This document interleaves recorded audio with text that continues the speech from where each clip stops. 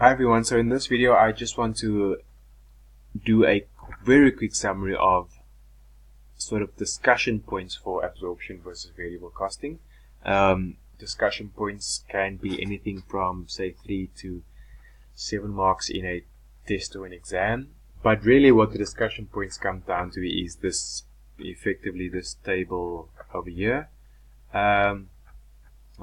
This table over here. So variable costing, as you will see from this, it's used for management purposes, and the reason for that, it's very useful for decision making, because what variable costing does, it takes the fixed manufacturing overheads out of inventory and treats it as a normal expense. And why that's a good thing is that by taking the fixed manufacturing overheads out of inventory, it does not it takes away the distortion that the fixed manufacturing overheads can have in inventory, because it can sit in opening inventory or closing inventory, and that whole deferring of opening and closing stock can really distort your cost of sales figure.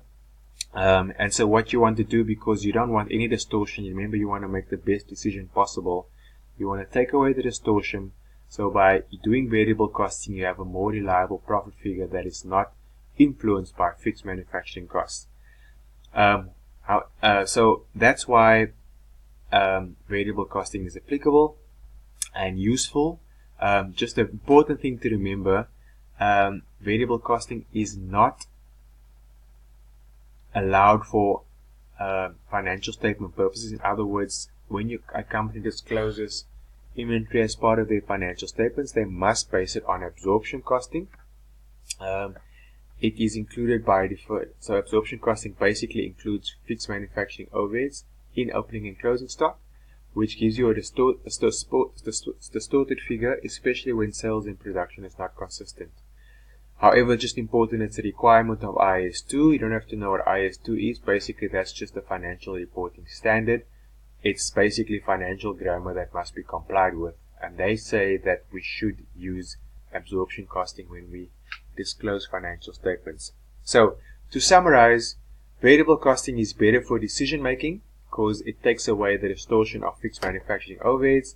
Absorption costing is a must for financial reporting purposes. Alright, and that's it really that you have to know from a discussion point of view and the applicability of variable versus absorption. So variable for decision making, absorption for reporting, and that's it.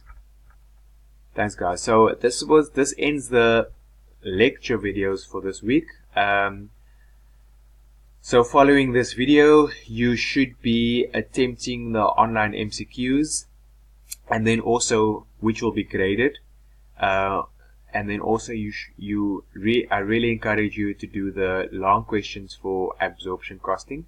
That will not be graded, but again, I emphasize again that doing the long questions on a week by week basis will prepare you greatly for the final exam, because the long questions will be based on the difficulty level of the